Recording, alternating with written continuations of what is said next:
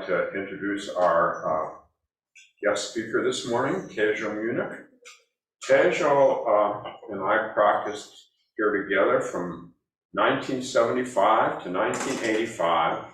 Then I took a hiatus, but Teijo stayed with Katagiri Roshi, our founder, and until he died. And prior to that, he gave her Dharma transmission. That means that she got authorization to be an independent teacher. So here she is, many years later. She's been down in North Carolina all these years. She started the Charlotte Zen Center in North Carolina, where she's still the guiding teacher. She started the Asheville Zen Center in North Carolina, where she's still the guiding teacher. And she started the Great Tree Monastery, where she lives and is the guiding teacher. So she's from up here, and we're so happy to welcome her home.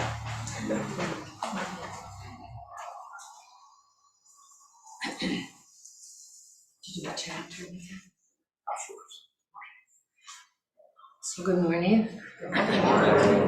Yes, Minneapolis is my home, and Zen Center is my home, but I got really disoriented in this new Zen home because I kept thinking that things were in different places than they were. But this is great. This is really beautiful. So congratulations on coming so far. Something that probably should have been done about 40 years ago. So I've been visiting my family for the last 2 weeks, and I probably should not have agreed to give a talk on my way to the airport. But nevertheless, I did, so you just have to put up with it. First, I want to make a little bow to Nonin, Reverend Nonin Koweni. Some of you probably know him, might have known him. He practiced with us here from, I don't know, about 77 or 78 or something like that. And I went to Japan in 1986. And in about 1987, Nonin wrote to me and said, "Wow, what's it like over there? Should I come?" I'm like, "Come on." And he went over there, and when Roshi was dying, he wanted to finish the Dharma transmission with us.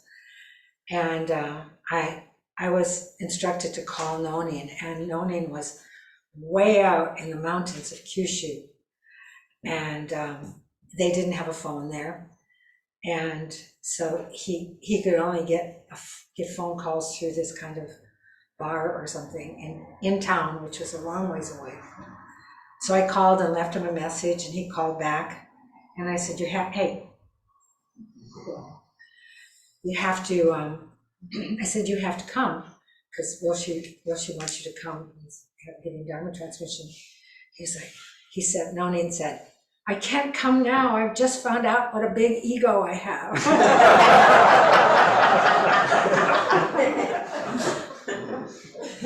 And of course, when we make those discoveries, we think, oh, I've got to finish this, but you never finish finding out what a big ego you have.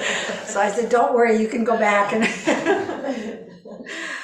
But that is my fondest memory of Nonin is him saying that, because, our egos were just flying when we were here practicing together.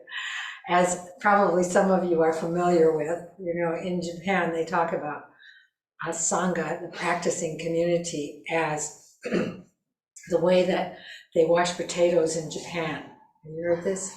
They put them into a bucket, put in a little water, and roll the potatoes around, and the potatoes all wash each other. And I always felt that when I was here, that somehow, just bumping up against each other, people were sort of helping me knock these chunks of ego off, because when you're working in Sangha,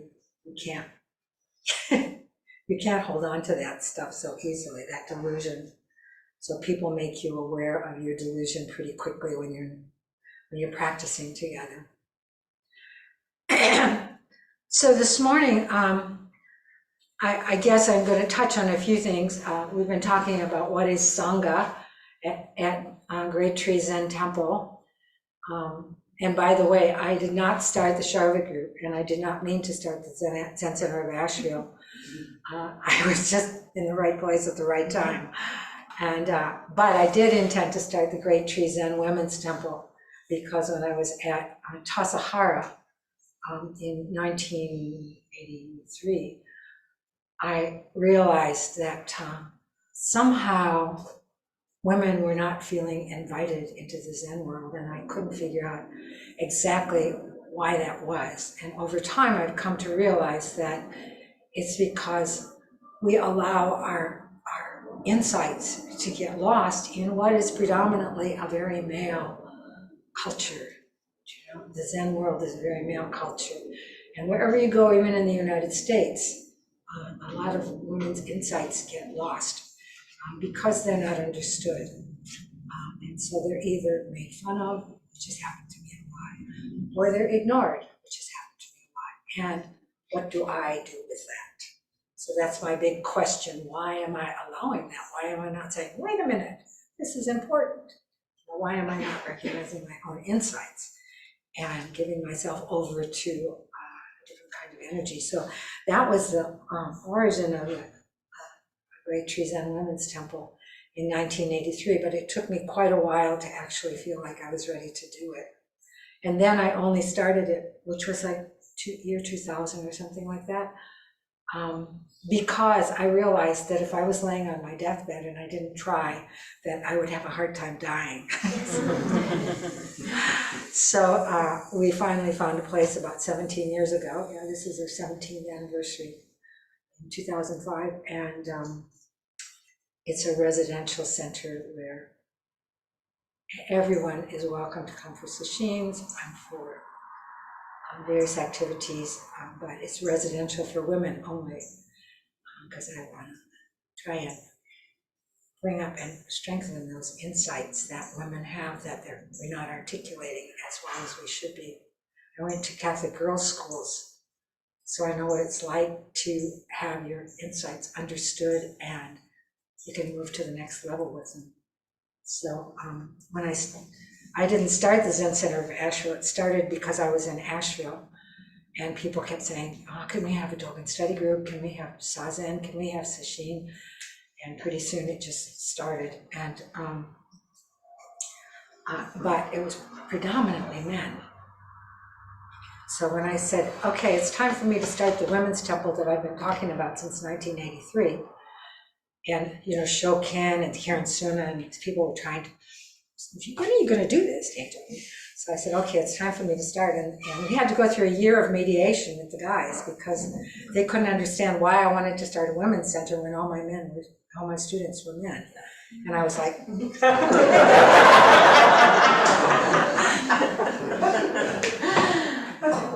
but recently, so it's up and running, the mortgage is paid, we got a new roof. So now I feel like,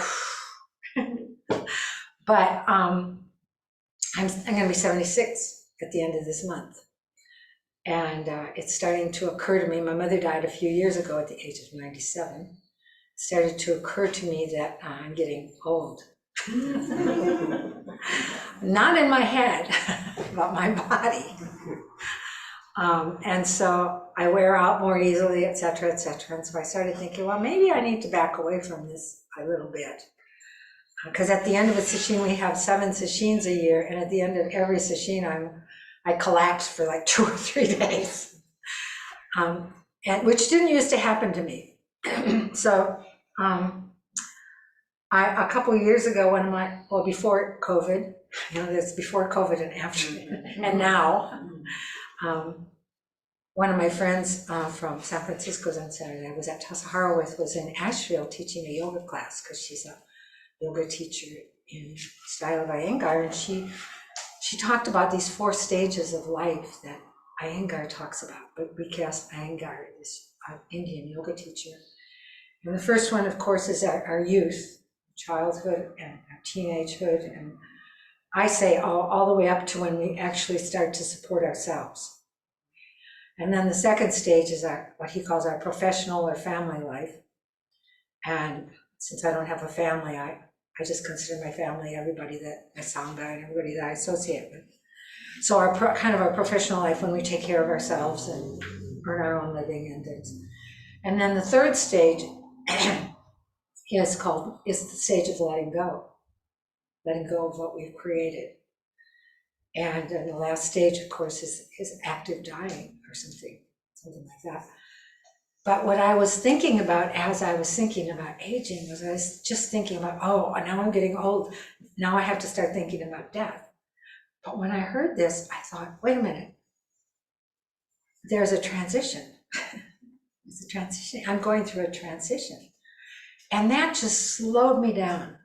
It wasn't like, I have to figure out how to die, what death is. I was with my aunt for the last year of her death.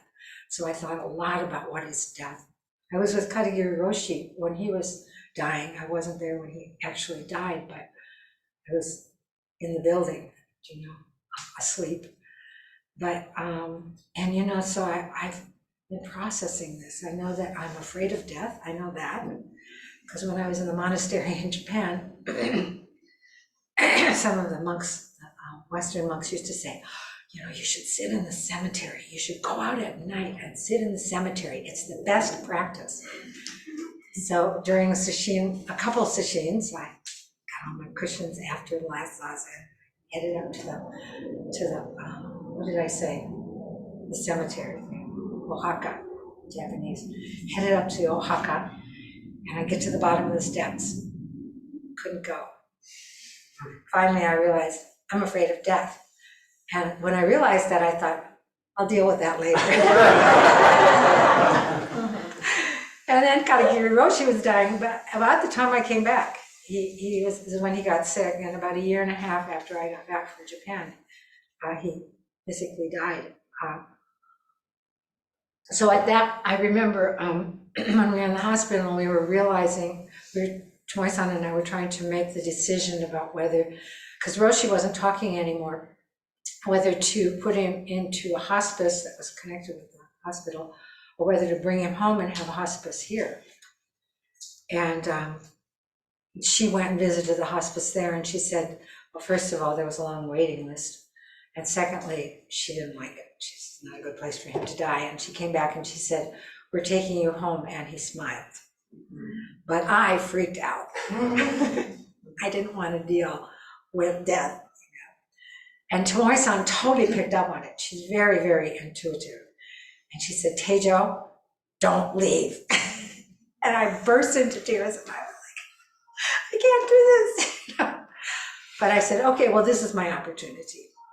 So anyway, this has been a process for me, and I'm getting old kind of kicked it up a notch, and my mother's dying really kicked it up a notch.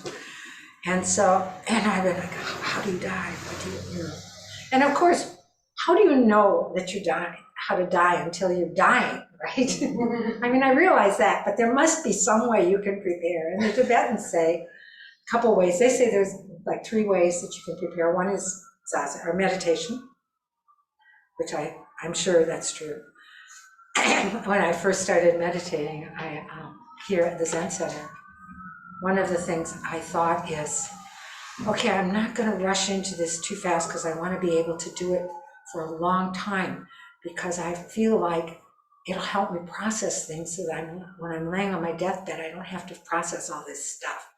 So I wanted to process it over time, rather than.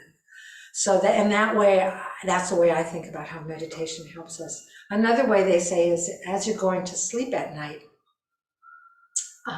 to imagine that you're in your coffin. So I tried that. And first night, I was like, oh yeah, that's right, I'm gonna do this. I woke up in the morning and I thought, I didn't do it.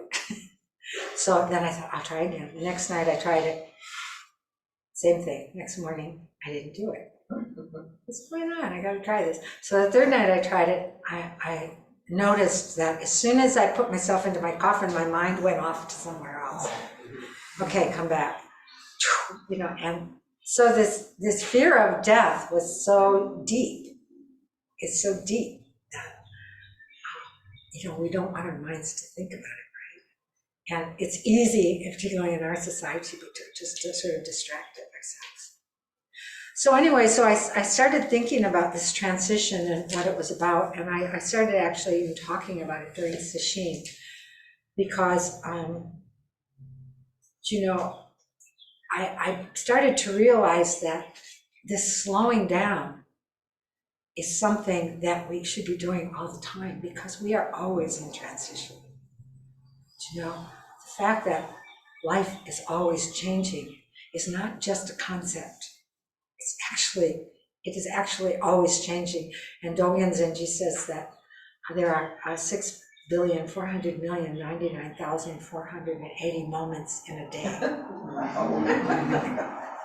Right? Do things change fast? and Katagiri Roshi's comment on this is he's trying to shake our minds kind of into the recognition of how fast things move, how fast life is moving. And you know, if you really, and then I thought, well, what does that mean? How many minutes, how many seconds are there in a minute? How many seconds are there in a, you know? So then I started to break it down, and my mind just kind of could not comprehend it, you know? And that to me was a real indication of why we need to constantly be making this effort to let go, because our mind always is trying to grasp onto something. That's what our human mind does, you know? And I've always thought that the reason that we try to grasp in that way, you know, dukkha, basic dukkha, is that we sense these deaths, these constant deaths that are always happening in our life, because life is always changing. It's never going to be the same. It's constantly, I say, changing and rearranging, you know? Because when I do something, when I put my energy out in a certain way, there are ripples, and we don't even know how far those ripples go. So this transition is something that we're always experiencing. But until we recognize it, we can't really be free of that tendency to always grasp. Now, as I say, but until we recognize it, it doesn't mean that when we recognize it, we're good to go. Anybody who does Zazen knows that delusions are always coming up. And just about the time you think things are good, I don't need to do Zazen today. But in my case, you know, people are expecting me to show up, so I don't need to do it, but oh well. And I show up and it's like giant delusion. Oh yeah, that's right. So the delusion that I don't have to do Zazen today is a delusion. You know? So anyway, Zazen does help us, and especially Shikantaza. I have always done Shikantaza.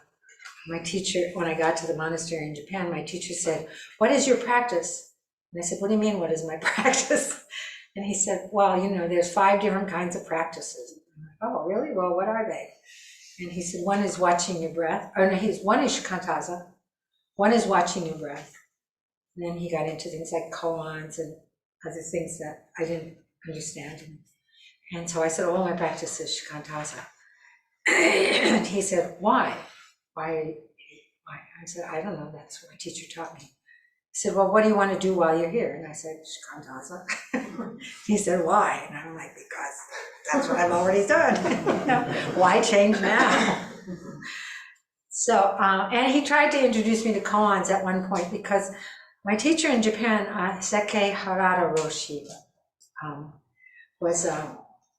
he first practiced in a more of a Rinzai style. He practiced at the same place that Philip Kepler practiced, probably at the same time that Philip Kepler practiced it. Beverly White was practicing there at the same time. Beverly used to be a member of the Minnesota Zen Center. And so he had a little bit of that Rinzai style. So he gave me a koan one time. I came back and he asked me about it. You could tell I wasn't the least bit interested. And so he just dropped it. And I went back to doing shikantaza. But shikantaza, I think really, and the way I define shikantaza, Katagiri Roshi used to say, shikantaza means just sit down and shut up. The way my definition, my kind of standing definition is to resist the compulsion to do something. And if you read Zen Mind, Beginner's Mind, in there, Katagiri Roshi says, shikantaza means to do nothing. And when you get up, you create the world, something like that. And so Katagiri Roshi used to say to do shikantaza is to sit wholeheartedly. So sometimes I say, shikantaza means to wholeheartedly do nothing. And people at Raytree used to argue with me, and they'd say, yeah, but you don't get anything from it if you. And I'm like, yeah, that's kind of the point. Oh, we like to have something to hold on to, you know. When I first started, I was counting my breaths. And that was just my personal thing. I counted to a certain number. And somebody asked Roshi, should we count our breaths? And that was at my first introductory Zazen class. He used to teach Thursday night, introduction to Zazen or something. And the first three, I went 3 times because I wanted to get it right. And the first time I went, though, somebody said, should we count our breaths? He said, not necessary to count your breath, just sit. Well, I wanted to count my breath, so I kept doing it. You know, I didn't pay any attention to what he said. But it did sort of tickle my brain. I wonder why he said that. Why he says not necessary. At one point, I realized that when I was counting my breath, it gave me a sense that I had kind of control. Like if I got to the number that I was going for, success. If I didn't get to the number I was going for, failure. But at any rate, I knew where I was, success or failure, you know? And it made me feel a sense of satisfaction to be able to label it in that way, you know? So then I thought, oh, this is ridiculous. So I quit doing that. But I think what shikantaza does is it just sort of allows us to see what we're doing. You don't have to do anything to see what you're doing. And I always say, you can use techniques, but you have to remember to do the technique. And if you remember, you don't have to do the technique. Because remembering is the whole point. And yeah, the techniques work, but you know, we get bored with techniques, then we want another technique. Roshi always kind of poo-pooed techniques. But anyway, so this continuum is a continuous sequence. This is the Merriam-Webster definition. A continuum is a continuous sequence in which adjacent elements are not perceptibly different from each other, although the extremes are quite distinct.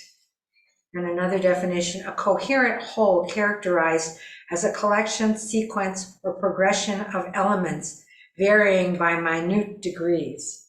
I like that one, because that's really the way life is. It's a sequence, but it varies by such minute degrees. It changes so quickly that we can't really grasp it. So how do we deal with transition if there's nothing that we can grasp? And you know, this particular transition that I'm in of letting go, you know, we tend to think of letting go as something that we do. And, you know, I hate it when people come up and tell me, you know, when I'm agonizing about something, well, you just need to let go of that. Yeah. Don't you hate that? Because, you know, I was writing an article, I was writing a chapter. Some of you have probably seen these 3 books that were written by women teachers. The first one was about fascicles of the Shobogenzo, called Receiving the Marrow. And the second one that we wrote was about, well, we could write about anything we want. And the third one was about the Eightfold Path. And I was writing about right effort. And I'd been working on it for about a year, and I did talks about it and written all these things about right effort. And then then one of my good friends died in December, and I was part of that dying process. And then when another good friend died in January, and then my aunt died in February. And so I was having a hard time concentrating on writing this, and I kept pushing the deadline. And I got up to the final deadline, and I was trying to bring all these pieces together of things that I had written, and it just wasn't flowing at all. When I write, I try to get kind of a flow, like choreograph it, like a dance. And I wasn't getting a flow at all. And finally, I realized that I was really being distracted by all of this death. So I thought, okay, I just took it was a big stack of pages, and I just set them aside and said, yeah, I'm just gonna write about this so I can process it, so I can finish this. And I started to realize, and I realized throughout this that there was something I needed to let go of in order to get this thing written, get this thing put together. And then I started to write about death and how death affected me, and you can read about it in the book, but something just let go. And I don't know what it was, but what I wrote about was death. And all that whole pile of stuff just went into the trash can. Because it was all very academic. And I needed to kind of let go of that academic perspective or something. I don't even know what I really ended up letting go of, but letting go of, maybe trying to impress people with my intellectual understanding or something like that, But what I finally wrote just flowed out of me. It wasn't very well edited. And they didn't let me edit it anymore after that, except for tweaking a few things. But I had to let go of the fact that it wasn't as perfectly edited as I wanted it to be. So this letting go became part of my whole process of right effort. And I realized that right effort is not something that you can do. I always say right effort is just getting yourself to the cushion, because even after practicing for 40 some years, I still resist it. When it's time to sit, I don't want to just go sit. I've got other things I want to do, or I just don't want to, or something like that, It's very easy. People have asked me over the years whether now can't that become kind of an addiction? I'm like, well, maybe for some people, but not for me. Because I still struggle with it. So, this recognition of the constant movement and the constant changing of life. This is here and I don't know why. Is it recording me? Mm-hmm. Okay, am I supposed to have a clock in front of me somewhere? Oh, okay. This constant changing life, to really be able to let go and be present with things as they are, is true freedom. Freedom is, expresses nirvana, and it's said there's four truths in Buddhism, in broader Buddhism, and the first one is, of course, that I hate to say we suffer, because dukkha is so kind of different than what we usually think of as suffering. It's more dukkha is more that feeling of things. This isn't it. I got to do more.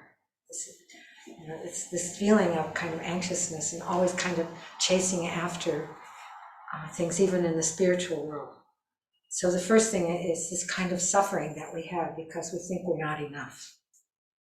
And the second truth is the truth of impermanence. Things are always changing. The third truth is the truth of interdependence.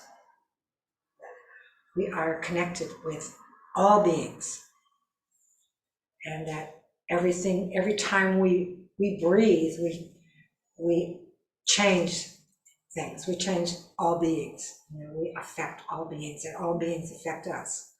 And so it's really impossible to know how we're influenced, why we are feeling the way we're feeling at times. Sometimes we can analyze it and figure it out, but at the heart of it, we have to just recognize that we're interconnected with all beings and that things are changing all the time. And the fourth truth is the truth of nirvana. And it's said that if we don't awaken to impermanence and interdependence, that we suffer. So we're always chasing after it, trying to get something.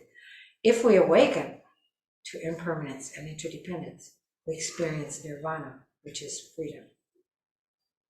And it's true for anybody who's done this practice even once. But, when I first started practicing, I used to sit down. I had a timer, time myself for 5 minutes, because that's about as long as I could sit still. And I felt like the whole time I was just kind of, but I'd make myself sit for 5 minutes, and I was in a very volatile relationship at the time, and I pretty much only sat down for zazen. I only thought of it when I was having some kind of crisis in my relationship. And I noticed that when I stood up, I hadn't really solved anything, but it took the edge off. I felt better. So people used to ask me, why do you sit there and face alone? I said, I don't know why, but when I stand up, I feel different. And Dogen Zenji says in various fascicles of the Shogun Genzo, he says, every time we sit, this is awakening. And the first time I heard that, Katagiri Roshi said it, I was like, cool. This is great. But every time we sit, from the very first time we sit to every time we awaken. Why is that? Sometimes I say it's because anybody that sits down and does something as stupid as facing a wall for 40 minutes has to let go of something. And it's really true. I mean, just the very getting yourself to the cushion, because it doesn't make any sense. There's so many other things to do, right? So whatever it is that happens, I mean, what happens to me and what has happened since the first time is I notice things like my mudra is like this. Immediately I know what my mind is doing. My mudra is like this. Immediately I know what my mind is doing. Fix the mudra. But when you notice those things, we notice these things. The noticing is the letting go. Sometimes people say, oh, my mind is so busy. I notice my mind is so busy. I know I'm doing this wrong. And I'm like, how many times during the day do you notice how busy your mind is? In your busy life, how many times do you notice it? And they say, well, I don't usually notice it. So I'm like, that's awakening. Just noticing it. But then we say, oh, I've got to do something about it. How can I make my mind less busy? And then we make our mind busy trying to figure out how to do something about it. So just sit, just do it, just kantaza. That's a lot. And we awaken and awaken and awaken. We keep seeing. We see what happened during the day. We see our delusions. Our delusions come up. And then we say, oh, I'm doing it wrong because I'm seeing this. No, that's it. We see our delusions. We awaken to the things that are our biggest obstacles, are the things that we think we have to have, the things that we grasp onto, the ways that we try to identify ourselves, the way we try to show people how great we are, how smart we are, the way we try to make ourselves beautiful. When I remember when Tim and Norm were ordained, they were the first people that Roshi ordained. Roshi gave a talk about shaving your head, and he said, the reason that we shave our heads is to let go, or to learn about attachment. And that was why I shaved my head when I got ordained, and it was just so excruciating. I really hated it. This is more hair than you usually see me with. Because I'm on vacation. When I'm on vacation, I let my hair grow. I was going to dye it blue. I was like, this is my opportunity to do that. But I didn't get around to that. I did use some of my sister's purple shampoo. She said it looked a little purple, but I don't see it. But anyway, but now, and so I really did experience that, that realization. I said, I look just like a boy. I don't want to look like a boy. I look so ugly with my head shaved. And I went through all of that, and I didn't want to go out in public. When I was in Japan, it got a lot easier because it was so acceptable, and it was kind of like if somebody would see me with shaved head, they would, bow to me or something. I was like, oh yeah. So when I came back, it was a little easier.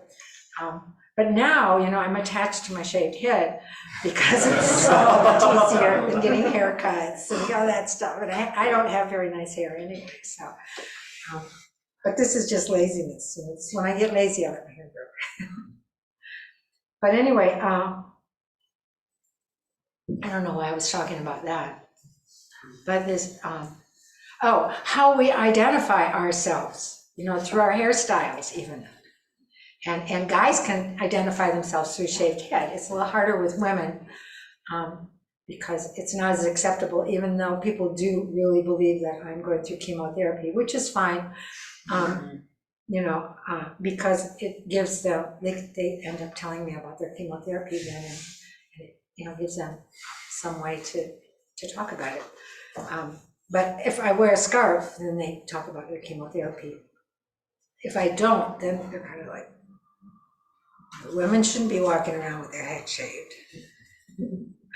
But I wanted to share something with you that I've been reading this book.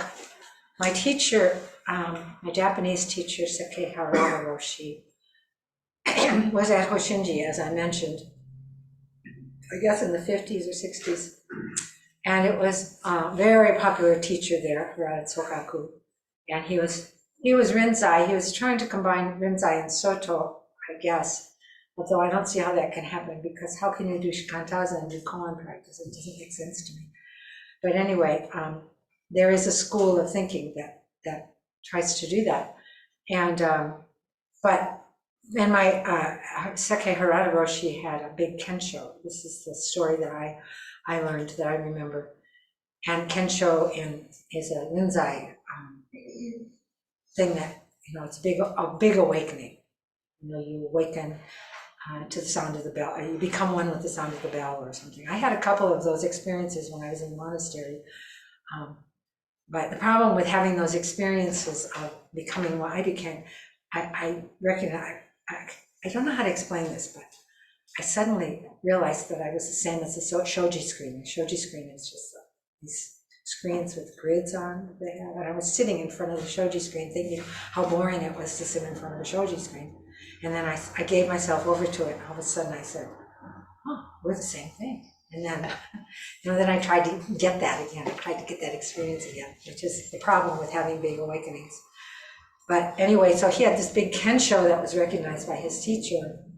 But he said, yeah, but this isn't it. So he snuck out in the middle of the night, went on the road and found another teacher by the name of Inoue Gien, who's not very well known in Japan. But one of the people I practiced with, do you know Daigaku Rume? Some of you know Daigaku. I practiced with Daigaku in Hosshinji Monastery, and he was my translator. And I just visited him down in St. Louis, and he and his wife, Kathleen, and he just translated a book of teachings by Inoue Gien called, what's it called? The Blueprint of Enlightenment. So when I was visiting him, he said, have you read this? Oh no, I was gonna get it. So he gave me a copy. So I started reading it. And in it, he quotes Nagarjuna, whom you probably are familiar with. He says, Venerable Nagarjuna said, the mind that sees the flux of arising and decaying and recognizes the transient nature of the world is also known as Bodhi mind. Why then is temporary dependence on the mind called the Bodhi? Why then is temporary dependence on this called Bodhi mind? When the transient nature of the world is recognized, the ordinary selfish mind does not arise. Neither does the mind that seeks for fame and profit.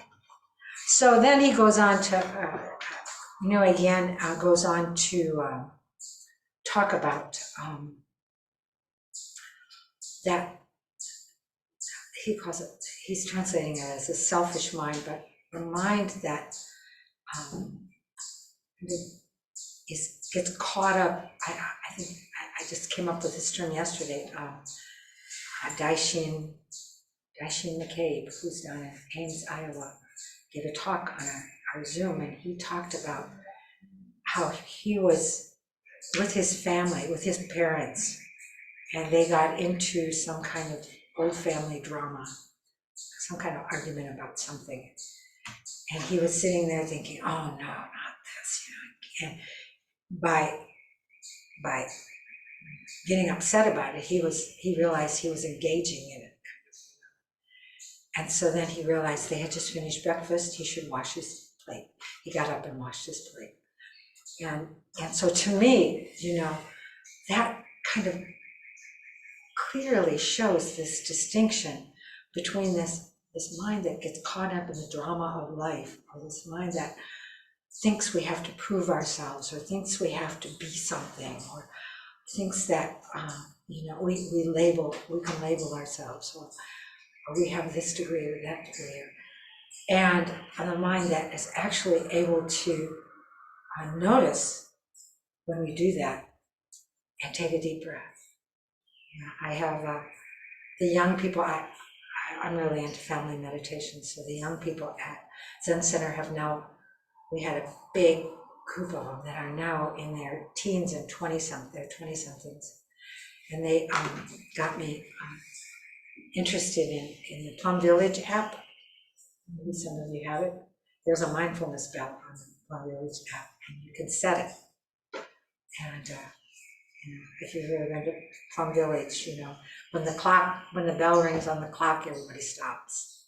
If they're in mid-bite, mid-serving, mid-anything, they stop until the bell is over and take a breath. If the phone rings, everybody takes it. So this Plum Village app, I have it set for every 20 minutes just to remind me to take a breath. But it's hard to remember to do that. And we get busy, we get caught up in life. We get caught up in getting ourselves on the plane and in home and things like that.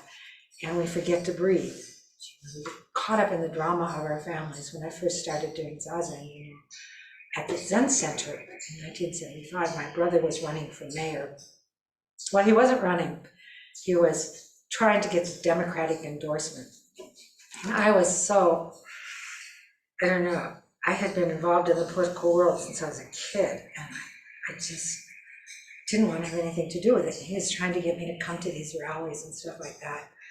So I had this big conflict with my family, and one of the things that I noticed is that whenever I was around my family, I got drawn into this, this kind of politics, this political world. And when I come to the Zen Center, it was like I had a different kind of energy, when I did Zazen. And I had the hardest time remembering that when I was with my family.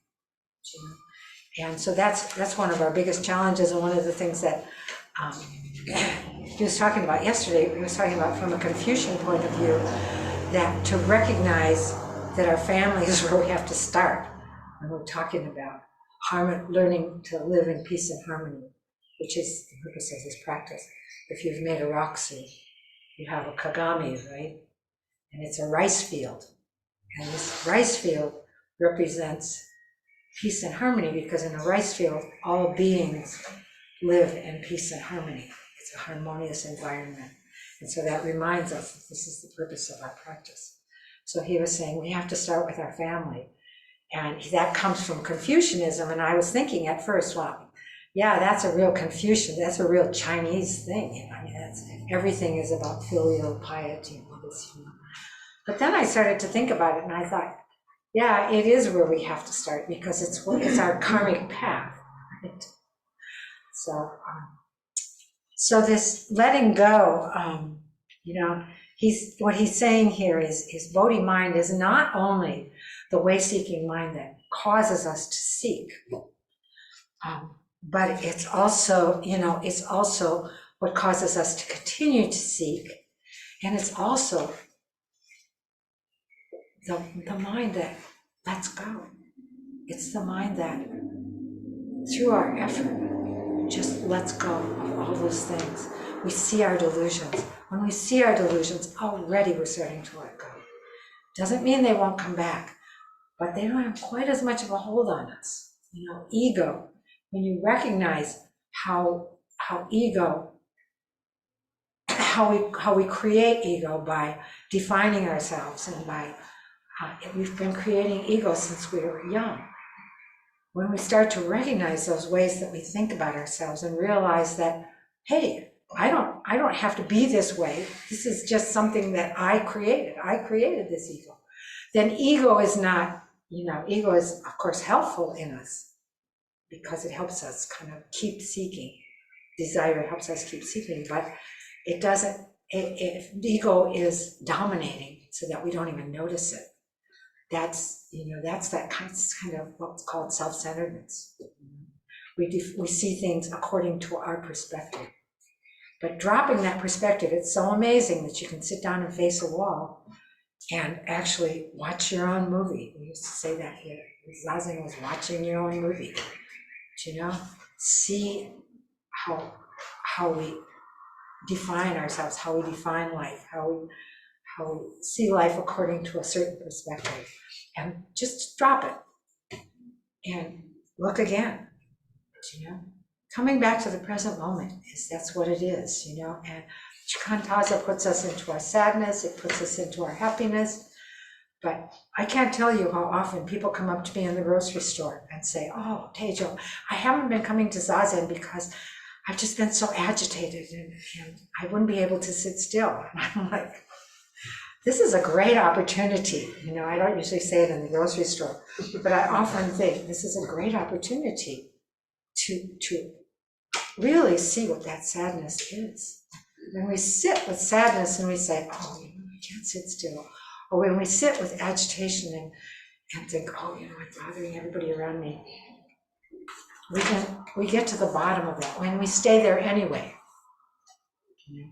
And that's a good thing about sitting with other people. And Dogen Zenji says it's important to sit with other people. Well, Katagiri Roshi used to say that too. It's important to sit with other people. And one time somebody asked Roshi, "Well, why is it important to sit with other people?" He says, "Because you aren't just sitting according to your own understanding, your own egotistical understanding." And you know, on one hand, you know, it's like we're not being so self-centered and not considering other people, but on the other hand, we're judging ourselves too. You know, when you sit with other people, you're not talking, but you're communicating. You get a lot of information that I didn't think of it. It comes from somewhere. So you're angry about something. Okay, you know, this is Zazen. Drop the anger. Take a deep breath. Anger comes back. Take a deep breath. And all of a sudden the bell rings.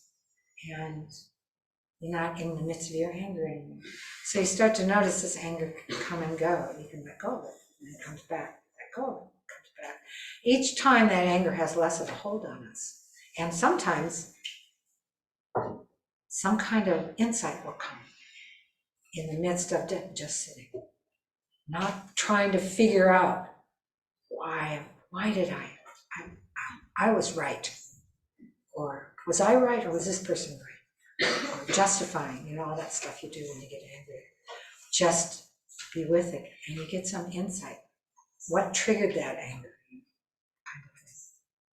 So I see that we're up to 10:50 and we might be able to get a few questions in. I know I've been all over the place and I'm sorry. Part of that is the way I am and part of it is that I've been on vacation. So, anybody want to say anything? Challenge anything?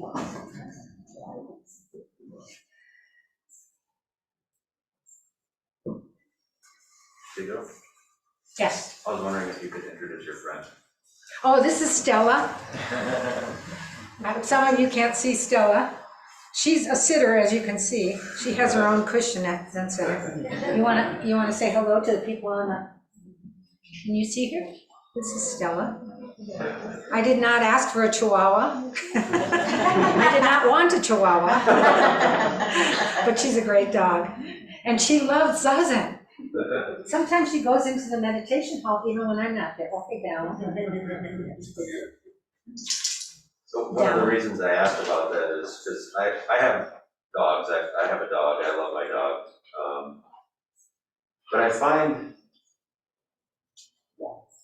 watching you with your dog reminded me how I am with my dog. We want this being to do something that it doesn't want to do sometimes.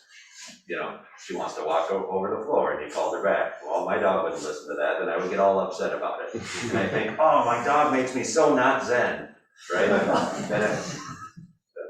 But what a practice opportunity my dog has been, right? So It takes time. When I first got her, I had to hook her up, otherwise she'd just go sit on every single cushion. that sounds great. Oh, dog bed! Yeah. Because Abatons are very much like dog beds. But I also I had to thought hook her up, but then she got used to that, and I think that it's helped her. It's calmed her down a lot. You know, dogs they aren't like cats. You bring a cat in a Zendo and they just sit. But you bring a dog in a Zendo and they're like, wait a minute, what is this? So it takes them a while. We used to have, I've always allowed dogs in the Zendo, you know, because I've had a dog and I've lived at the Zen Center, and what do, you know? And so my first 2 dogs didn't like to sit that much. So they just stayed in my room, you know? But this one likes it. But sometimes my dogs had to learn how to sit. And I find that, and so my friend used to bring her 2 dogs to Zazen, because she was the Doan on Fridays. I said, well, just bring them. And the one dog, he used to be so agitated, and he'd bark and bark, and I said, that's okay, just let him. And by the second or third time he came, he got it. He just calmed down. So we once had like 5 dogs in the Zendo. And it allows people to come to sessions without that extra cost of having to, you know. So, and I was born in the year of the dog. So I'm a dog. Any other, did you want to say something else? I don't know. That's enough. Look at what it did to Chihuahua. That's not the way you usually think of a Chihuahua.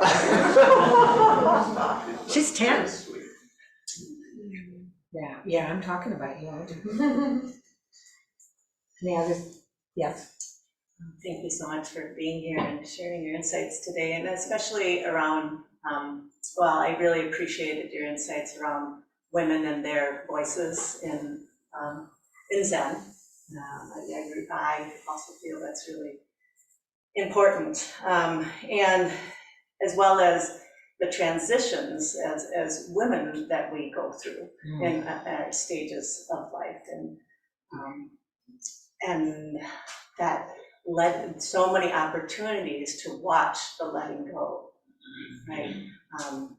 I have had some close deaths as well, and watching the letting go of those relationships, and how they've changed. I'm still in relationship with my father that died in 2018, with my partner that died in 2019, yet they are no longer here in their bodies, you know, and then dealing with my own mortality because of that. Yes. You know, so, and when I come to my cushion and I face the wall, that's all there. It's all waiting. Absolutely. Yes. So I just, your reflections have been some of my reflections lately, and I appreciate you voicing those. Thank you.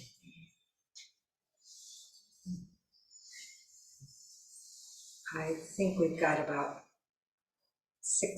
4 minutes. Do we need to do announcements? We need to do announcements.